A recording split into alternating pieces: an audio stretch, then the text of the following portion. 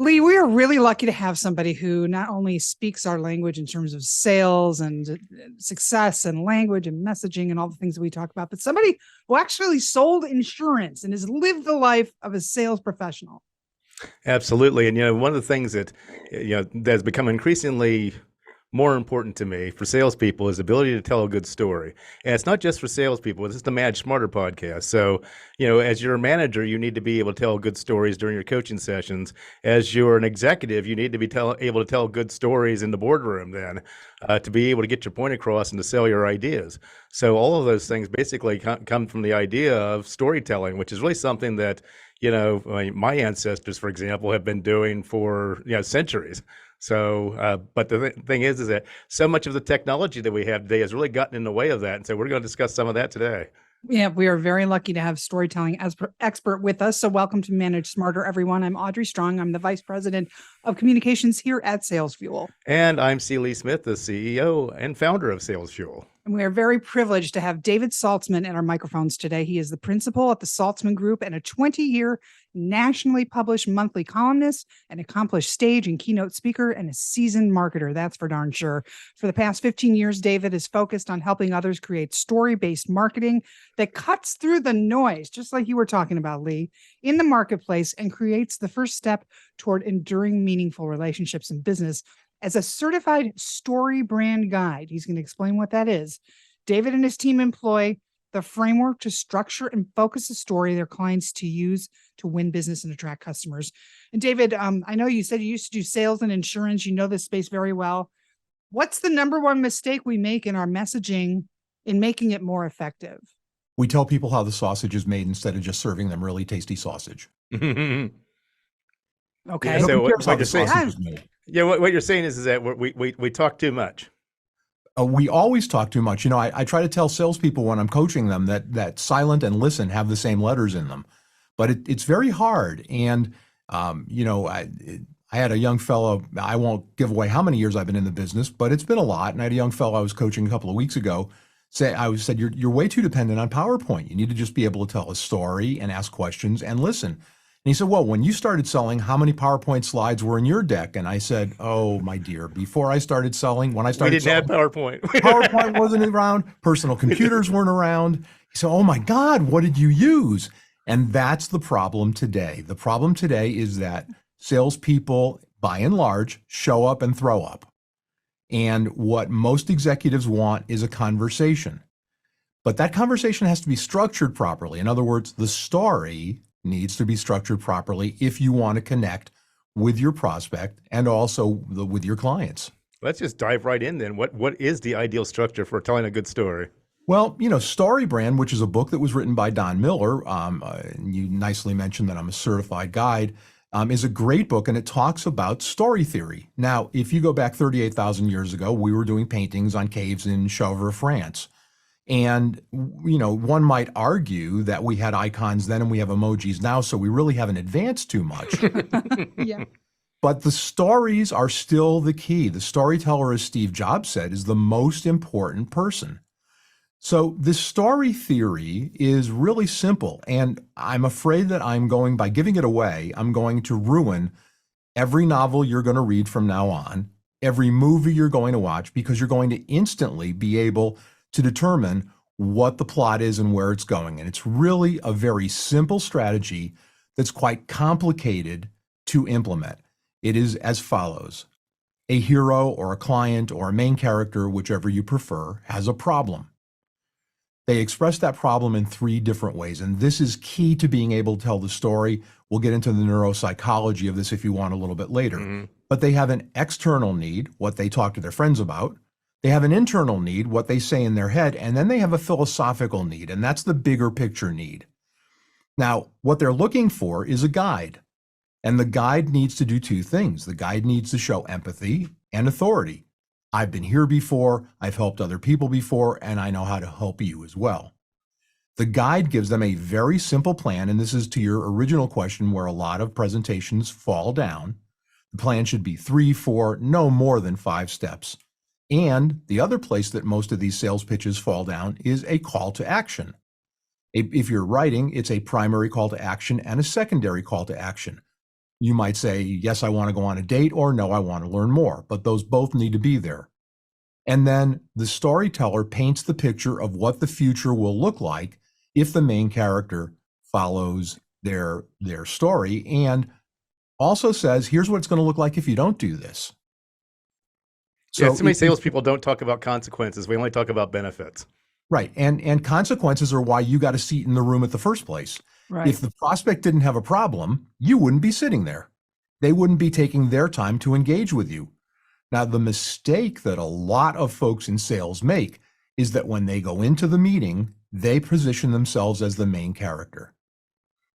And especially if you're speaking, as you know, Lee, and you know, Audrey, if you're speaking to a C-suite person, they are the main character in their story, and it will always be thus. Because they have big egos. They do have big egos, but they earn the right to be in the big chair and make the big decisions. So you need to position yourself as the salesperson very carefully as the guide. You need to be Yoda, not Luke Skywalker. And that's the basic framework of it.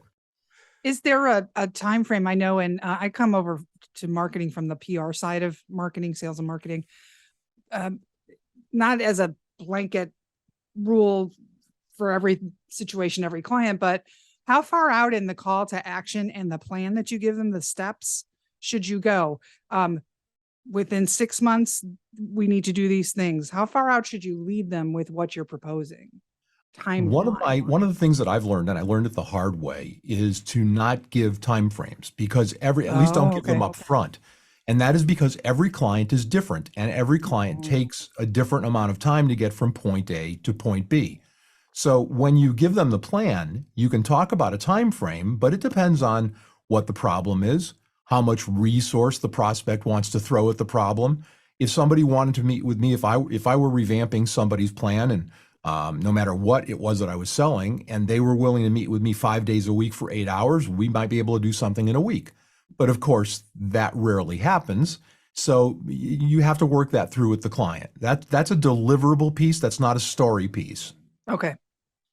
So let's just shift gears a little bit from sales to marketing. The big challenge in marketing seems to be that, we have two audiences. We have our prospects and our clients. We have humans, and we have Google.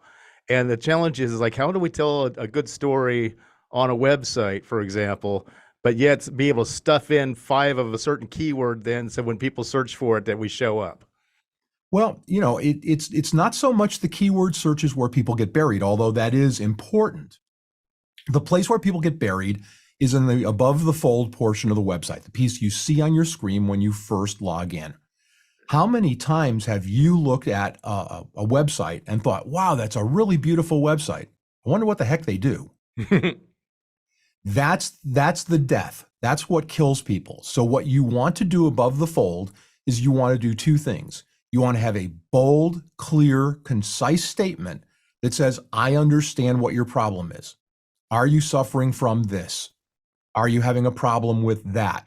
And then the only 3 things that they see in addition to that headline and whatever artwork you want, which is really superfluous, the only other 3 things they see are a value stack that says, 1, we know this problem, 2, we know that problem, 3, we know that problem.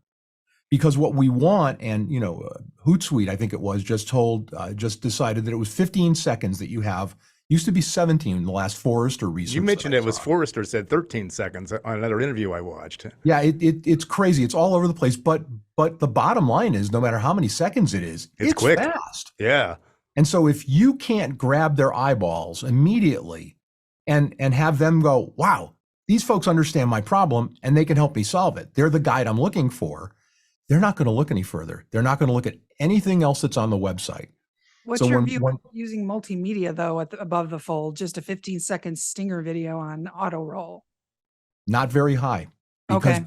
Because human beings are only programmed to do 2 things. They're programmed to survive and to thrive. And they will only put so many calories into a search. The minute that you ask somebody to look at a video as opposed to 8 or 10 printed words, you're asking them to expend lots of calories. The likelihood of you doing the thing that we caution against in StoryBrand particularly is confusing them is much greater. The impact of a perfectly crafted sentence will always beat any kind of video, stinger, otherwise that you want to do. This goes to the point that, Lee mentioned earlier, we're out sophisticating ourselves. Sometimes we overthink all of this stuff because we have all this wonderful technology, we want to use it. But at the end of the day, this is not, and we'll go back to the 3 depths of problem that the clients have. At the end of the day, this is not a sales problem. This is not a logic problem. This is an emotion problem. And that's where I why wanted to go with that. That's why, exactly. Because salespeople, and persuasion in general, not just sales, but we know that people don't buy on logic, and they buy on emotion, and they justify with logic. So in telling the story, how can we bring out that emotion from the hero of the story, which is the client or prospect? Well, and that's perfectly in keeping with people like Daniel Kahneman's research in his book, Thinking Fast and Slow. We think we make decisions with our prefrontal cortex, with the reasoning part of our brain, but we don't. To your point, you're exactly right. We make decisions with that old lizard brain, with the amygdala, and we have gotten very adept over the years at instantly justifying those decisions with our prefrontal cortex. So the reason that we delve into, and we spend a lot of time when we work with clients talking about the 3 levels of client need, the external, the internal, and the philosophical, is because the internal and the philosophical are where that emotional connection lie. And if you understand what the internal and emotional components of your client's want are, of their need are, you can then craft a sentence that triggers the emotional part that you need. For example, I'm well past 65, but if those of you who are listening either have parents or you're 65 yourself, you know that your mailbox instantly gets filled the minute you're 3 months away from turning 65 with 8,492 pounds of junk mail that's incomprehensible to mere mortals. And the reason it's incomprehensible to mere mortals is because it doesn't talk to what I'm concerned about. As a senior, what am I concerned about? Just to use this as an example, I'm concerned about making the wrong choice and finding myself having to spend loads of money, even though I've got Medicare, or I've got a supplement, or I've got a Medicare, Advantage plan. That's the concern. And yet so many people spend so much time on their website explaining what Medicare Part A and Part B and Part C and the drug plan are. Nobody cares. It goes back to what we said earlier. They don't care how the sausage is made. They just want the sausage that they want that solves their hunger. Makes sense. We've talked in the past on this show about intrinsic needs and extrinsic needs, but you're the first person that's actually talked about philosophical needs. Talk to me more about that. Sure. It's an extension of what you're talking about, but the philosophical need is deeper. The philosophical need is a broad social need, and it usually starts with, it shouldn't be so hard to, or a statement like that. That's the part that lives deep inside of somebody. So if we're out talking about whatever, and I say to you, Lee, blah, blah, blah, this is how I feel about such and such, I'm not really telling you the piece that's bothering me. I'm telling you the part that we tell our friends. If I say to you, Lee, my inner talk says that this is just a big social problem and it's philosophical, and I shouldn't, with all the resources that are available, I shouldn't have to work so hard to solve the problem that I have, then I'm giving you my inner talk. And the inner talk is where that emotional link lies. And when we take people through the StoryBrand framework, the initial portion of it, which exposes all 7 of those components that I mentioned earlier, we tend to spend the most time trying to understand the client's needs at the emotional level. Because if you can be clear and write a headline on a website or in a brochure or any other kind of marketing that speaks to that internal need, you can trigger what you talked about earlier. You can trigger that old part of our brain and the instant recognition that this is the person that I want to help me do something about it. So it's deeper. It's being willing to take the time to think deeper about where your prospect is and what they're actually struggling with, as opposed to just what they say out loud. Because what they say out loud is just that. It's what they say out loud. But it's almost never the real problem. Sometimes it's just a symptom of the real problem or a component of the real problem, but it's almost never the real problem. Sometimes it's what they say the problem is, meaning their higher ups, corporate, everything like that, than what they feel the problem is. And then the philosophical aspect comes into, at least that's been my experience. How about you? Absolutely. Well, and that's thinking and feeling. We want to appeal to the thinking part of them second. We want to appeal to the feeling part of them first. If we can grab them at the feeling part, the thinking part is easy. But we generally, as salespeople, as professionals, as any field where you're engaging with trying to engage someone else in commerce, we tend to offer up all of the nuts and bolts and the machinery. The old saw is for a while I did some expert witness testimony, and the first thing they tell you is when somebody asks you what time, do you know what time it is? There's only one answer. Well, there's two answers, yes or no. It's not, holy cow, it's 10 minutes to 10. It's not, here's how the watch works. It's yes or no. StoryBrand strips back the messaging to that very, very seminal central piece, because that's where you connect with the emotion. And if you can connect with the emotion, the rest is easy. Am I guessing, though, if I'm going into a sales prospecting call, I haven't met this C-suite or I've done all my homework, how am I guessing at the message points to try and pull the lever that gets an emotional reaction out of them? I could be wrong. You could. And so you ask questions.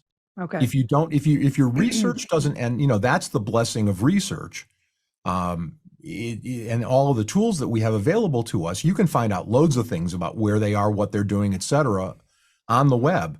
But if you're not sure when you go in, ask a question and then shut up and just listen, because ultimately, if you ask the right question and you do what salespeople have a difficult time doing, which is endure that awkward silence until somebody speaks and make sure it's your prospect, they'll tell you what the problem is. You just have to be able to listen critically and understand. And from there, it's easy for you to, after you've practiced this a couple of times, from there, it's a lot easier to delve down into what the philosophical ask is or the secondary need is. When do you think a story should arc for salespeople when they're telling a story then to a client or prospect? For me, the arc is always in two places. It's here's why I'm your guide, and here's what the future can look like. Because the problem that someone has is they're not achieving the goal that they want to achieve. So I always try to arc it and build to and if we do this, here's what it'll look like down the road. And you want to paint that picture as clearly as you can and in as close alignment as you can with what the prospect has asked you to accomplish. So although we work in lots of fields, employee benefits is someplace that is something that, a lot of folks deal with, especially most of the people in your audience. And there's only really two questions to ask, which is one, why do you have a plan of benefits? And then after they tell you that, you ask the second question, which is, how's that current plan of benefits meeting those expectations? We outcomplicate ourselves. We confuse and then we lose.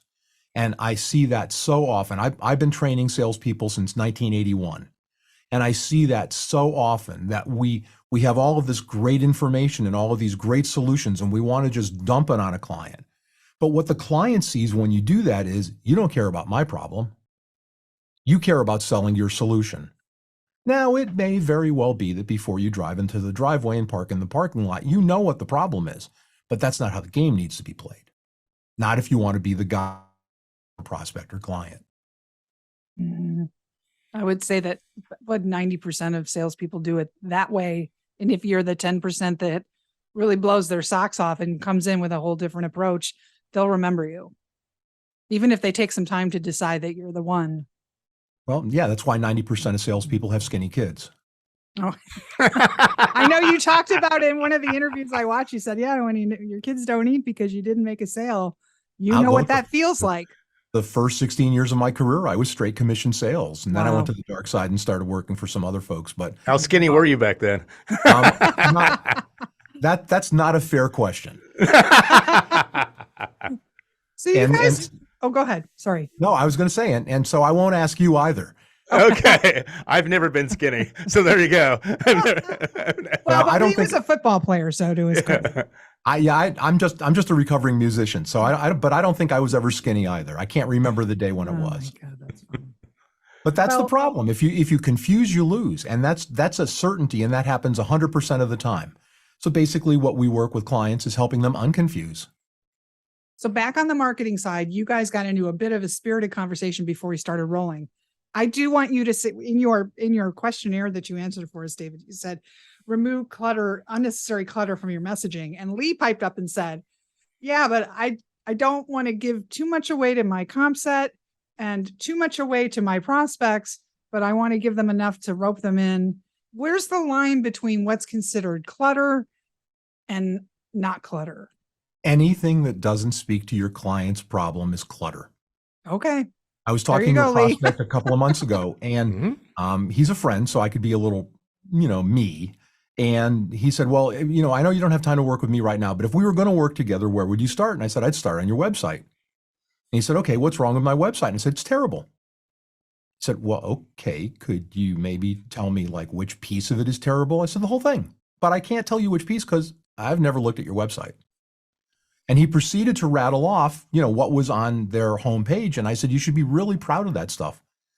But your client doesn't care about any of that stuff because it doesn't speak to solving their problem. It talks about how great you guys are, what great service your team gives, how you've been in the business forever and a day, and all of that kind of stuff. That belongs in a corporate brochure. Mail it out a week before the appointment. Mail a hard copy, snail mail, which nobody gets anymore, with a note that says, hey, I want to focus on you during our meeting, but I thought you'd like to learn a little bit about us first. So get the origin story out of the way. Yeah, well, because you wouldn't be, I always take the position that I wouldn't be sitting in the room if the prospect didn't think that I had a chance of being able to help them. They've already researched you for credibility right before they even called you. Yeah, absolutely. And if they didn't, then they're probably not going to end up being a client anyway, because they're going to end up being a 1 year in a cloud of dust kind of client. And that's not how any of us make money. We make money through relationships that endure over time. Well, your website is thesaltzmangroup.com. And we've got about a minute left. David, are you taking new clients? What's going on? We are taking new clients. We're interested in helping lots of folks. If you go to thesaltzmangroup.com/download, we've got a brand new piece called 8 Selling Story Secrets that you can download. And it will give you information that you won't find in Don's book or pretty much any place else, but it sets the table for the kind of stuff that we do. We love taking people from A to B because it's such, in most cases, it's such a cataclysmic change. And we also sometimes work with their sales teams to help everybody be singing from the same hymnal. StoryBrand starts with those 7 pieces and then distills those pieces down into a narrative, and then distills it down one more time into what we call a one-liner. And the one-liner becomes the catechism for all of your marketing material. It's the touch point that everything springs from. And it's important that your entire team be using the same message. But we're definitely, Audrey, taking new clients and looking forward to helping lots of folks. You're also a fractional CMO, which I find fascinating. Would you talk a little bit more about that? That started almost accidentally because I wasn't smart enough to know that in the first place. But I got my first few clients and we went through the StoryBrand process, which is a finite process. It has a beginning and an end. And I said, okay, our engagement is over. It's been great working with you. And they said, well, wait, I need somebody who can write copy. I need somebody who can help advise me and blah, blah. I said, well, you need a chief marketing officer. And the answer I frequently got was, you know how much that costs? And I said, well, yeah, I do. And they said, we can't afford that. So we started talking about staying on for a certain number of hours a month. And we called it being a fractional CMO. They're fractional CFOs. That's not new. And fractional CEOs, that's less usual, but it does exist. And so we didn't coin the term, but we adopted the term fractional CMO. And so we stay on and continue to advise clients if that's what their need is on an ongoing basis. And those are usually 12-month engagements and they renew. That's fantastic. Well, they can engage with you that way if they'd like, right, David? So absolutely, we can start with a fractional CMO relationship from the beginning, which includes all of the base StoryBrand stuff. That's our guidepost. Or we can start with that and then see where we go from there. As you both know, one of the nice parts about running your own shop is you make up the rules as you go along, but it's about meeting each client where they are, the same as StoryBrand. It's about finding out what each client needs and helping to deliver that. I wish I could say it was really complicated and there was some huge neurophysiology and sociology and all the other ologies involved, but it's really not. It's actually about reverting to being more straightforward, more simple, and more rudimentary. Well, this has been great. I love the tips and we appreciate you being on the show. We've been looking forward to this for quite a while, David. So thank you. Well, thank you. Thank you both. It's been a pleasure being here. I appreciate the opportunity to talk about StoryBrand, which, as you can tell, is one of my favorite subjects.